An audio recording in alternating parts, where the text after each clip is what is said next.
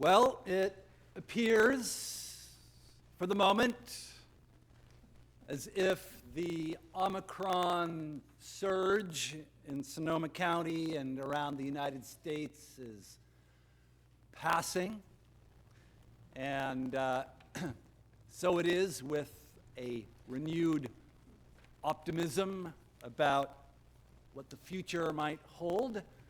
We have ended on the schedule our brief 4-week pause in in-person services and are presumably picking up where we left off in the gradual process of returning to regularly gathering in person and relaxing the various public health measures and restrictions that we took on in response to this novel coronavirus pandemic that has afflicted the world for the last couple of years.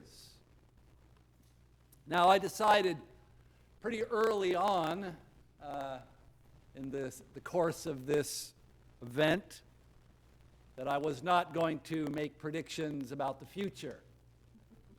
People would ask me on a regular basis, and still do, what I thought, things would look like a month from now, or 2 months from now, or 6 months from now. And I said, well, I can't answer that question.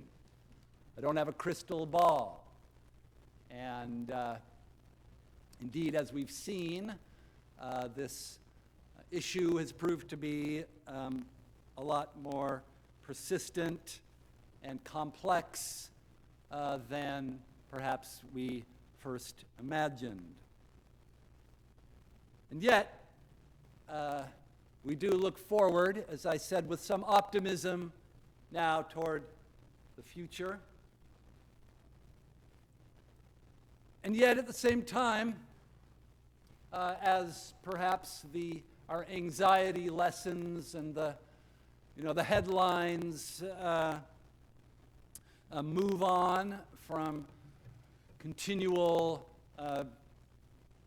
broadcasting the dangers of the COVID-19 pandemic, we open our eyes once again to the fact that the world, as it was when all of this began, was not exactly in the best shape.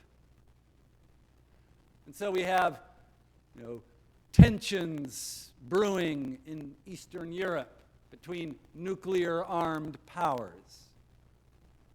Here in California, after a promising beginning to our rainy season, we're now going on 2 months of winter drought, and the levels in the reservoirs remain below, in many cases, where they were at this time last year. And I'm saying all of this not to, be a downer, to be deflating, but simply to say that the future for which we hope is something more than simply a return to quote-unquote normal. We hope for the kind of faithfulness, the kind of solidity in our relationship with God that enables us to be, as the prophet Jeremiah spoke, and as the psalmist echoes for us this morning, like a tree planted by the water, that is not anxious, even in the year of drought, but whose leaves are green and are able to bear fruit. To have the kind of faith, the kind of rootedness in the truth of God that is not dependent on external circumstances working in our favor, so that we can face the future, no matter how bright or gloomy its prospects might be, with a sense of hope. A hope that is in God, and specifically for us as Christians, in Christ's resurrection from the dead. Because Christ is raised from the dead, as Paul says in his letter to the 1 Corinthians. And this is the core of his message. This is what gives his proclamation and the hope that made it real, made it a true and a inspiring and a compelling message to those folks there in Corinth, in their little community of Jesus believers. The message about Christ's resurrection from the dead, about a future for humanity that transcends every momentary affliction, every danger, transcends our fear of death in all of its forms and guises, so that we hope for a future free not only from whatever it is that's troubling us now, but a future full of hope for all humanity. So when we think about a time after COVID-19, we're not just thinking about, taking off our masks and, going to indoor events. A time when we're no longer asking who's vaccinated and who's not. But a time when the kinds of environmental degradation that have made these sorts of zoonotic diseases that arise when human beings push deeper and deeper into the last wild sanctuaries on earth because they are hungry and need bush meat to eat. When health has been restored to our planet in such a way that these kinds of pandemics don't arise anymore.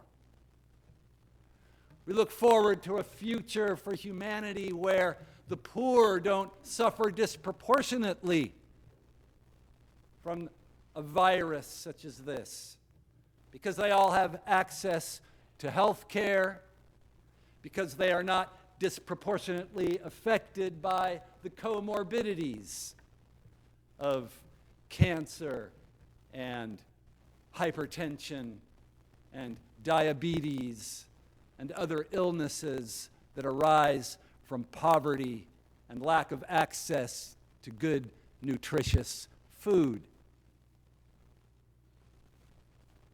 That's the kind of future that we look to. The kind of future that only God can make possible. The kind of future that begins, it only begins with Christ's resurrection from the dead. In the Gospel of Luke, after Jesus has called forth from the whole community of his disciples, 12, who are to be the preeminent disciples and the apostles, who will carry the message of his resurrection from Jerusalem to Samaria and Judea, and from there to the whole world. He comes down from the mountain.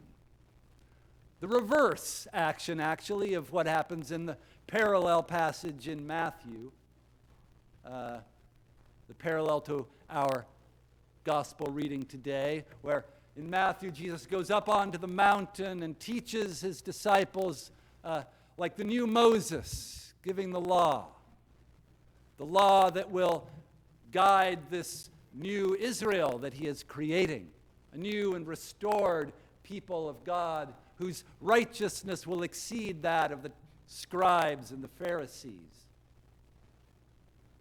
But in Luke, Jesus comes down with his 12 apostles from the mountain to the plain, to a level place, right there in the middle of the multitudes of the sick and the demon-haunted and the afflicted who have gathered together from Judea and Jerusalem and even from the Gentile coastlands of Tyre and Sidon.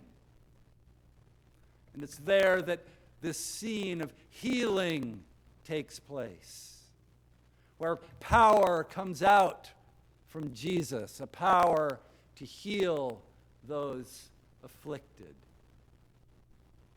And it's there in the middle of this mixed up mass of sick and suffering and hurting people that Jesus gives his teaching about this new community that he's creating, that he's calling his apostles to carry on after he has died and risen and ascended.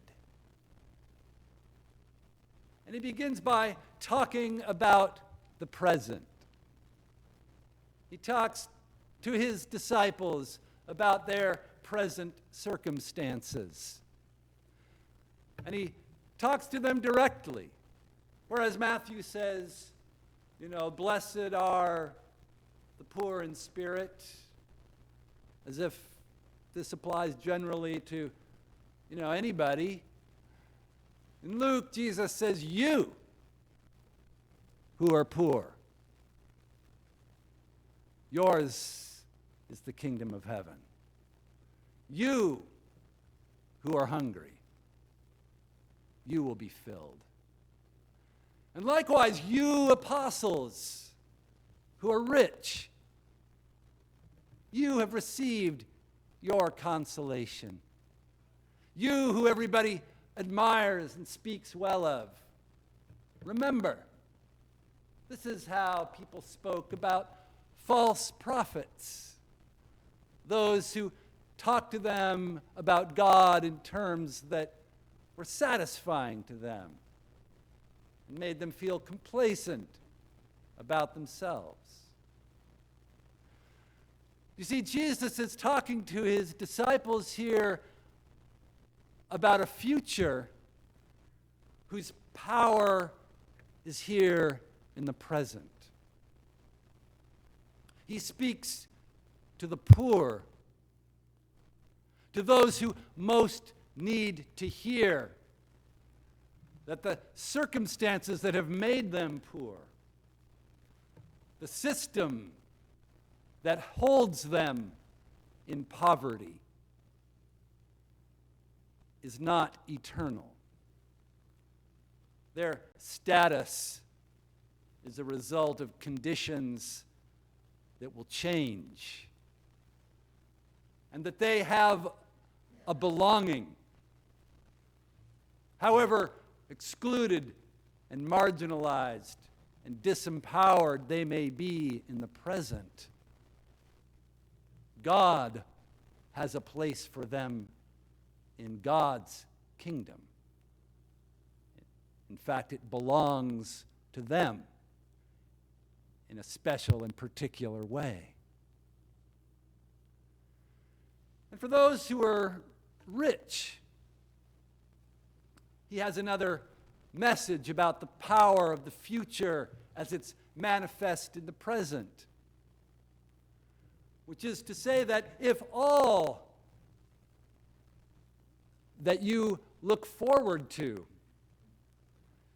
is the continuation of your present advantages, if you think that you can rely on the wealth that you have amassed to sustain you indefinitely into the future, well, God has something else to tell you. And believe it or not, this is a message of healing for them as well. The message about the cross and the resurrection of Christ is a message about a future whose power is here for us in the present. And for some, it may sound like bad news, but that's only because we are clinging to our present good fortune and neglecting to see how that is interrelated with the suffering and the misfortune of others. And for those who do suffer, those who are hungry, those who are afflicted, those who are poor,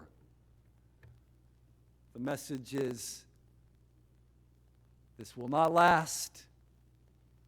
This is not just. But there is one who is. And he is victorious. And you belong to him.